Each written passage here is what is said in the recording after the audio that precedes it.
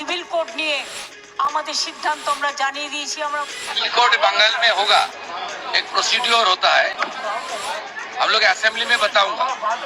বাংলায় কি এবার ইতিহাস বদলে যাচ্ছে? মুখ্যমন্ত্রী শুভেন্দু অধিকারী নিজেই কনফার্ম করলেন আগামী সোমবারই বিধানসভায় আসছে ঐতিহাসিক ইউসিসি বা অভিন্ন দেওয়ানি বিধি বিল। কিন্তু এই আইন পাশ হলে পশ্চিমবঙ্গের মুসলিম সমাজ বা মুসলিম ফ্যাক্টরে ঠিক কি বড় পরিবর্তন আসতে চলেছে, কি প্রথা চিরতরে বন্ধ হতে পারে, জানতে ভিডিওটি শেষ পর্যন্ত দেখুন। নম্বর 1, বহু বিবাহ বা পলিগ্যামি পুরোপুরি নিষিদ্ধ।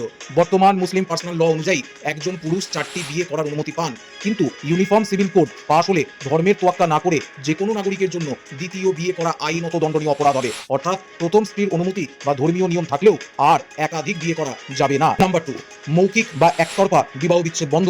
যদিও সুপ্রিম কোর্ট আগেই তাৎক্ষণিক 3 তালাক নিষিদ্ধ করেছে, এই নতুন বিলের মাধ্যমে ডিভোর্সের পুরো প্রক্রিয়াটি আদালতের অধীনে চলে আসবে। ধর্মীয় প্রথা অনুযায়ী ডিভোর্সের পর নারীদের যে ইদ্যত পালন বা নির্দিষ্ট নিয়ম মানতে হতো এতদিন, আইনি প্রক্রিয়ার সামনে তার ধর্মীয় বাধ্যবাধকতা আর থাকবে না। নারী পুরুষ উভয়ই সমান আইনি অধিকার পাবে। সম্পত্তির উত্তরাধিকারে আমূল বদল। শরীয়তি আইন অনুযায়ী পৈতৃক সম্পত্তিতে ছেলেদের তুলনায় মেয়েরা অর্ধেক ভাগ পেয়ে থাকেন, কিন্তু ইউসিসি লাগু হলে ছেলে হোক বা মেয়ে সব সন্তানকে বাবা মায়ের সম্পত্তিতে একদম সমান আইনি অধিকার দিতে হবে। কোনো ধর্মীয় নিয়মের দোহাই দিয়ে মেয়েদের অধিকার থেকে বঞ্চিত করা যাবে না।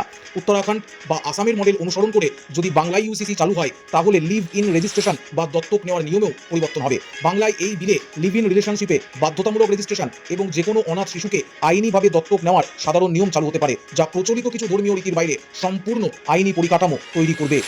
একদিকে যেমন একে লিঙ্গ বৈষম্য দূর করার ঐতিহাসিক পদক্ষেপ বলা হচ্ছে এই বিলকে, অন্যদিকে বিরোধীদের একাংশ এর ধর্মীয় স্বাধীনতার উপর প্রভাব নিয়ে প্রশ্ন তুলছে। পশ্চিমবঙ্গের এই নতুন রাজনৈতিক মোড়কে আপনি কিভাবে দেখছেন? ইউসিসি আসা কি উচিত? আপনার মতামত কমেন্টে জানান আর এই তথ্যটি সবার সঙ্গে শেয়ার করুন।